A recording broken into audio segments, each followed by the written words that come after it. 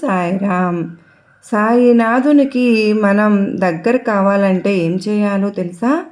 బాబావారికి మనం దగ్గర కావాలంటే బాబావారికి ఏమి ఇష్టం, బాబా ఎలా ఉండాలని అనుకుంటూ ఉన్నారు మనల్ని, అలా ఉండడం, వీలైనంత వరకు సాయినాథునికి కనిపిస్తూ ఉండడం.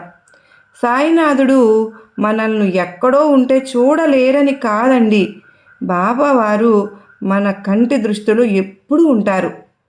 మరి మనకు తెలియాలి అది.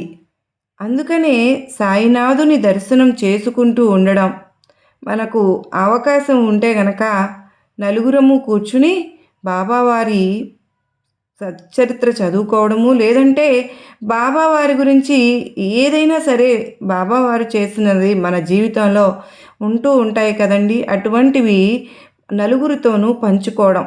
దానికి ఏ పేరైనా పెట్టుకోవచ్చు, సత్సంగమైనా అనుకోవచ్చు. లేదంటే మనం ఇప్పుడు సాయిబాబా సన్నిధి ఛానల్లో మనం రోజు చేసుకుంటున్నది కూడా అదే. అలా వీలైనంత దగ్గరగా ఉండడం.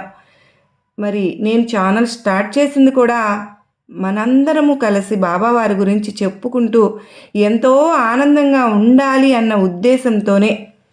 అంత మాత్రమే కాదండి, రోజు సాయినాథుని ఫోటో దగ్గర కూర్చోవడం, ఇలాంటివి అంటే మన దగ్గర ఎటువంటి క్వాలిఫికేషన్స్ ఉన్నా లేకపోయినా కూడా, ఏమీ కూడా లేకపోయినా కూడా మనల్ని ఇలా కాపాడుతూ, మనకు ఇంత ఇస్తూ, ఇటువంటి లైఫ్ను ఇస్తూ, లైఫ్ అనంటే ఊరికినే ఒక డబ్బులు, లేకపోతే ఒక కారు, ఒక బంగ్లా, అది మాత్రమే కాదు, వీటన్నింటినీ అనుభవించేటటువంటి ఒక కాన్ఫిడెన్స్, ఒక సెన్స్ ఆఫ్ సెక్యూరిటీ, అది లేదనుకోండి, ఎన్ని ఉంటే ఏమి ఉపయోగం?